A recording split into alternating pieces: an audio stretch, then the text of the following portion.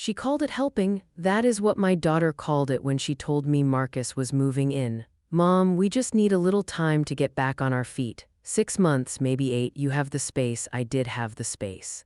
A 3-bedroom house in Savannah, Georgia, the same house I had lived in for 31 years. The same house where I raised my daughter Diane, where I painted the kitchen yellow twice because the first shade was too pale, where I planted gardenias along the front walk because my mother always said gardenias meant you were home. I had space. I had a garden and a porch and a room I used for sewing and a bedroom that still had my husband Raymond's reading chair in the corner, the one I had never moved because it still felt like it belonged there. What I did not have was a reason to say no. Diane was my only child. Marcus was her husband of 6 years. They had hit a rough patch, she said. His contracting business had slowed down, the apartment lease was ending. It was just temporary. I said yes. That was 2 years before the morning everything changed. I want to tell you about that morning because it did not start as anything unusual. I was up at 6 o'clock the way I always am. The way my body has decided is simply how things go now that I am 64. I made coffee. I fed the cat, a gray tabby named Biscuit, who had lived with me for 9 years and trusted no one else in the house, which I later understood was a sign of his good judgment.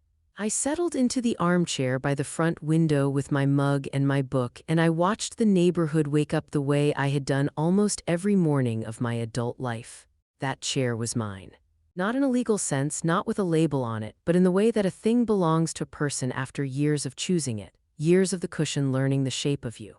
It faced the window that looked onto the garden, and in the morning the light came in at an angle that was exactly right, warm without being harsh, the kind of light that makes you believe the day might be gentle. Marcus came downstairs at 7:45. He was still in the clothes he had slept in, which had become usual. He went to the kitchen, poured himself the coffee I had made, and came back into the living room. He stood in the doorway for a moment, looking at me the way he had begun to look at me, like I was a piece of furniture that had been placed inconveniently. He said, "I'm going to need the living room today." I looked up from my book. "I have a call," he said, "business, I need the space." I said, "The call is at 8 o'clock in the morning." He looked at me without expression. "I need to set up, it takes time, there's a whole presentation." I looked around the living room.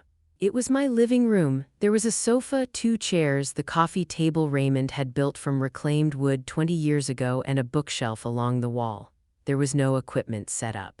There was no indication that anything was being prepared for any kind of presentation. I said, "I'm just reading, Marcus, I'll be quiet."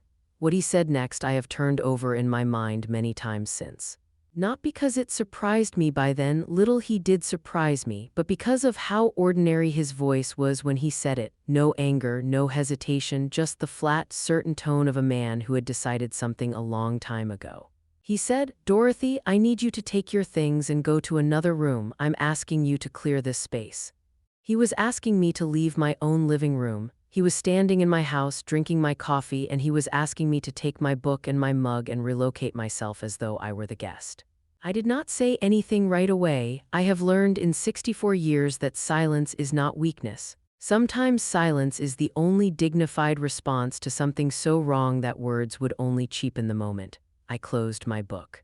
I picked up my mug. I looked at Marcus the way I imagined my mother would have looked at him, the way a woman looks when she has decided something is the last time. I walked to the kitchen and I stood at the counter and I drank the rest of my coffee standing up.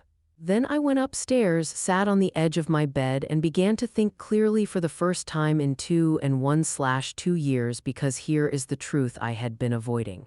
It had not always been like this. The first few months Marcus had been respectful enough. He helped with yard work. He fixed a leak under the bathroom sink. He said please and thank you at the table. I thought, this is fine. I thought Diane chose him for a reason. I thought family makes room for family. But somewhere in the first year something shifted. Small things at first. He began leaving his tools in the garage without asking. He rearranged the cabinet under the television to store his gaming equipment. He started referring to the house in ways that unsettled me. "We should repaint this room. We need a bigger table. This neighborhood is too quiet." Not asking, stating. Diane said nothing. That was the part that took the longest to accept. My daughter, who I had raised to speak up for herself, went quiet in that house the way a bird goes quiet when something large moves nearby. I made excuses for both of them: the stress of finances, the difficulty of transition. Marriage is complicated, and I had not been inside one for 6 years, not since Raymond passed, and maybe I did not understand the dynamics. But that morning, standing at my own kitchen counter because a man I had not chosen had told me to move, I stopped making excuses.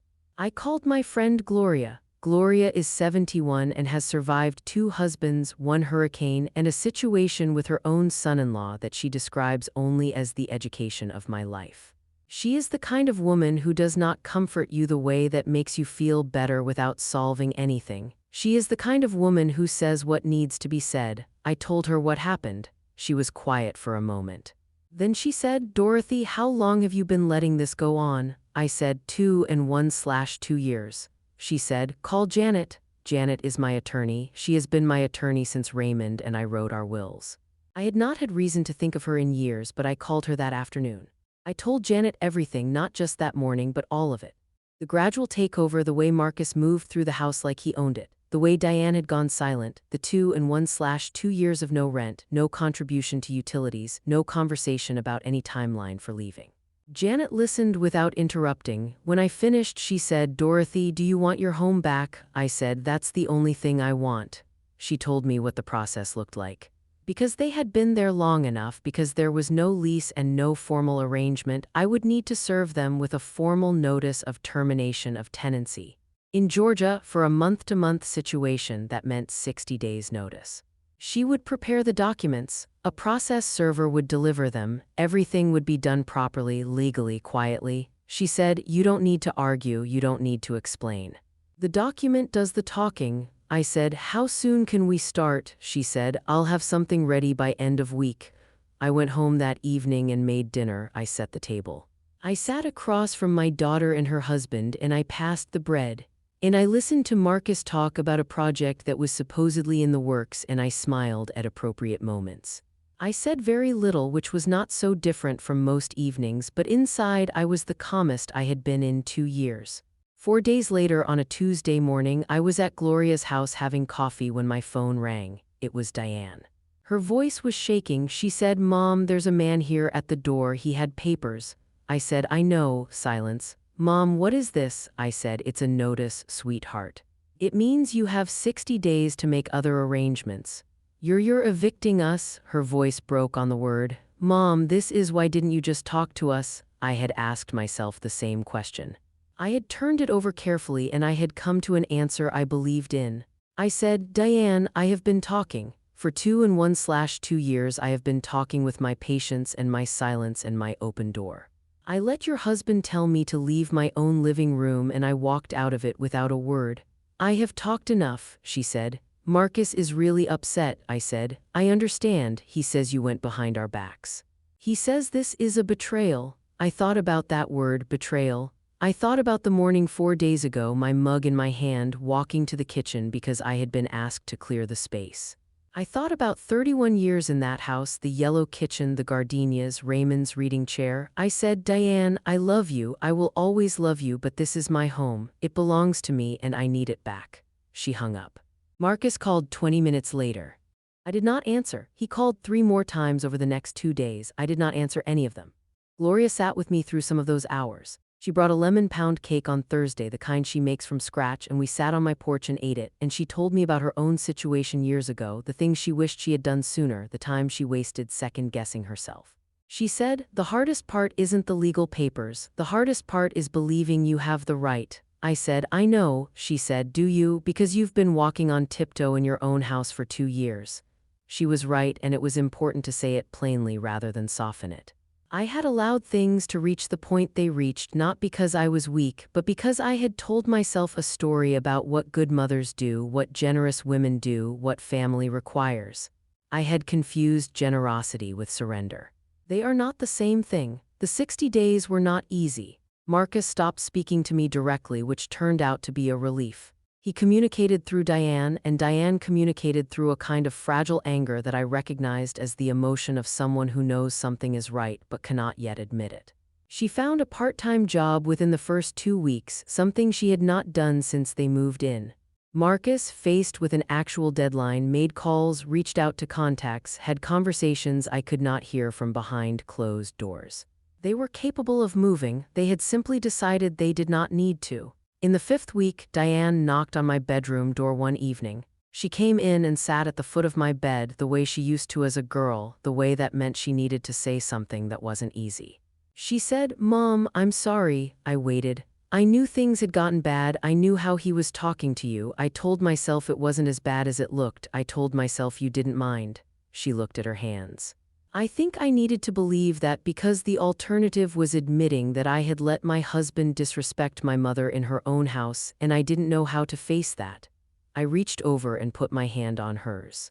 I said, "You're facing it now." She looked up, her eyes were wet. "We found an apartment, we move in 3 weeks. I said, "Good." She said, "Are we okay, Mom?" I thought about all the things a mother carries, the way you can be furious and heartbroken and proud all at the same time, the way love does not stop, but it does require honesty to keep meaning anything.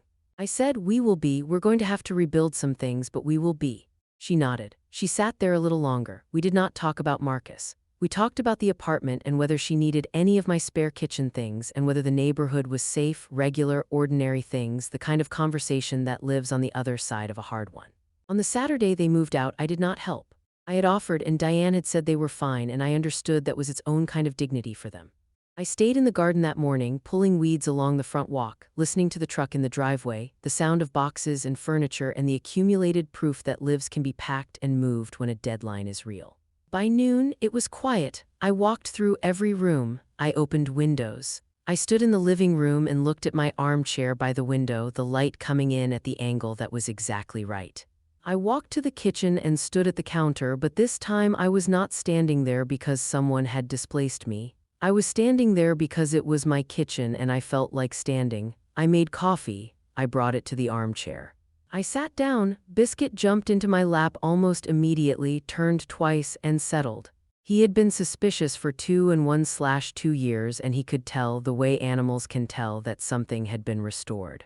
I sat there for a long time, not celebrating, not angry, just present in my own house, in the way that is only possible when the house is actually yours again, when every room belongs to the life you have chosen. I thought about Raymond. I thought about how he used to say that a home is not the walls but the feeling inside them, and how I had let that feeling get crowded out by someone else's certainty until I almost forgot it had ever been there. It was still there. I want to tell you something. If you're watching this and you recognize any part of what I have described, not the specific details, everyone's story has different names and different rooms. But the feeling of slowly becoming a guest in a place that belongs to you, the feeling of walking carefully in your own house, the feeling of telling yourself that patience is virtue while something keeps taking ground, you are allowed to want your life back. You are allowed to love someone and still hold a boundary. Those two things are not in conflict. I love my daughter completely. I also served her husband legal papers, and I would do it again without a moment's hesitation because the alternative was losing myself entirely and calling it generosity. Peace is not the absence of conflict. Peace is what you have when you stop abandoning yourself to avoid conflict. It took me 64 years and one morning in a kitchen with a coffee mug in my hand to understand that. Diane calls me every Sunday now. We are rebuilding the way I said we would. It is slow and it is honest, and it is better than anything we had in those last months under the same roof. Last week she called, and before we talked about anything else she said, "Mom, I want you to know I'm proud of you." I said, "I'm proud of you too, sweetheart." And I meant it. Because the woman who knocked on my bedroom door in the 5th week, the one who sat at the foot of my bed and told the truth, that woman took courage too. Different courage than mine, but real. My gardenias bloomed early this year. I take that as a sign. I am home. I have always been home. I just needed to remember that I had the right to act like it.